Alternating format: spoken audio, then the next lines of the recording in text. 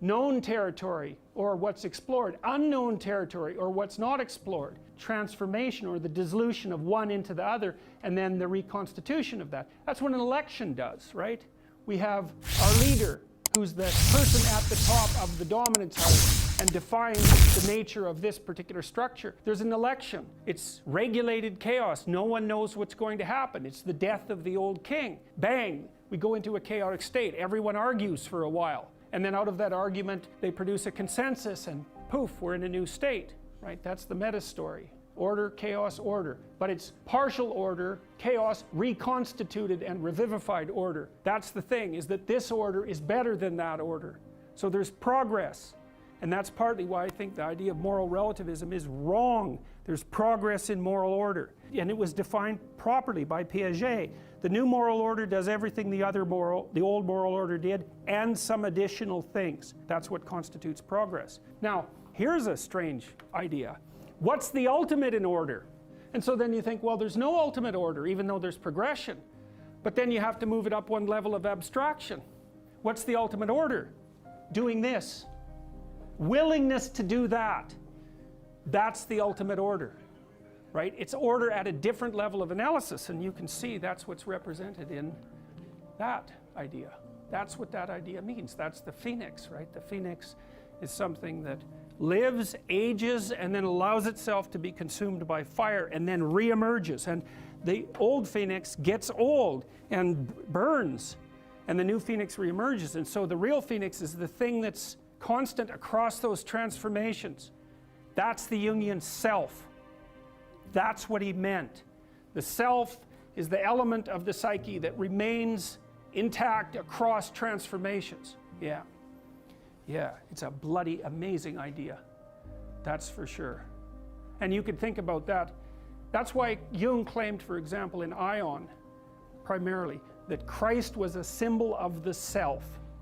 That was his consequence of decades of meditation on the structure of Christianity, because it's the dying and resurrecting part of the psyche that remains constant across the transformation. So the ultimate order isn't to identify with this.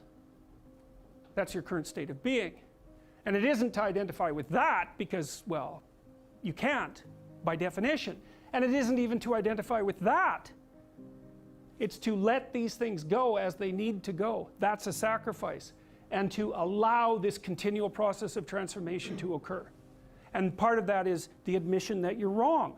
And so partly what you're doing is, at micro levels and at macro levels, where are you not what you could be?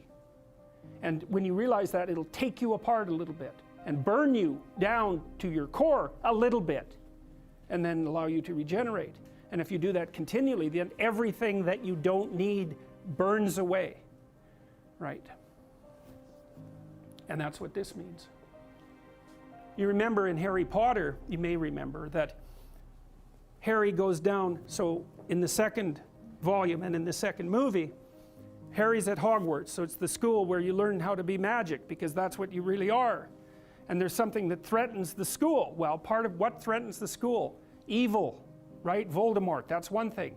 But at the same time, it's also the snake that lurks underneath. It's the basilisk that threatens the school. And so the basilisk is the dragon. And when the basilisk looks at you, then you're paralyzed because you're a prey animal. And if a predator captures you in its gaze, you freeze. And the reason you freeze is because your body reacts to the predator as something that should turn you to stone.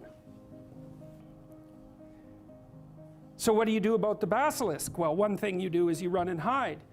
But the other thing you do is go confront it in its lair, and that's what Harry Potter does now. And what's interesting about him is he's also touched by evil, right? And that means that he's an embodiment of what Jung would regard as someone who's integrated the shadow. And without that capacity, he isn't able to communicate, say, with snakes. And that's not so good, because since there are snakes, it's not such a bad idea to know how to communicate with them. And he goes down into the underground, right, into the chaotic domain that's underneath the school in order to find the snake in its lair. Now, if I remember correctly, you tell me if I'm wrong. Doesn't he go down through a bathroom? Through a toilet? Right. Well, so that's an indication of the Jungian dictum that what you most What you need most is to be found where you least want to look. I had a client once who actually had a dream like that. He dreamt that he had to go into the underground world through an outhouse. Right, it was very, very interesting, and it was an elaboration of precisely this theme. It's what you've thrown away as of little value to you, and maybe what you hate and hold in contempt and fear is exactly what you have to face if you want to go down to the place where the transformations occur. So what happens in Harry Potter? Well, this basilisk is wandering around, paralyzing everyone who isn't able to communicate with snakes. And he doesn't fight the basilisk precisely, he goes down into its lairs, the underground world. And that, what down there is that snake has got Ginevra, right? His girlfriend, that's her name, right? It's a variant of Virginia, that's a variant of virgin, and the snake always has a virgin. That's one of its characteristics, right? Like gold. He goes down there to rescue her. What happens to him? He gets bit, and he's going to die. So what happens? The phoenix comes along and cries tears into his wounds and cures him. And that's... So the idea is that what saves you in the encounter with the snake is your capacity to let things go and die and come back to life.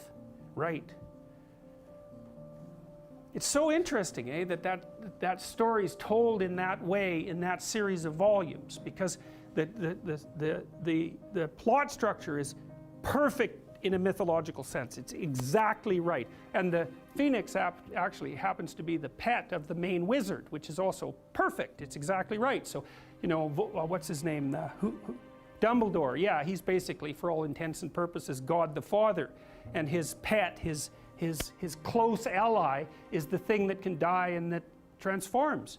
Well, you can see the echoes of Christian thought in that, but that isn't exactly right. It's that Christian thought and the mythological substructure upon which the Harry Potter volume is based are drawing from the same underlying pool of ideas and symbols.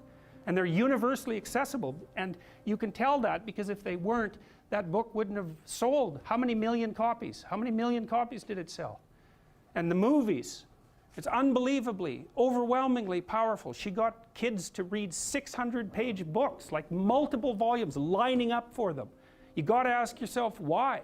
Silly stories about magical orphans. It's like, well, maybe not. Maybe people aren't so stupid. And certainly if they happen to be reading relatively complex books, attributing that to stupidity seems to be rather counterproductive.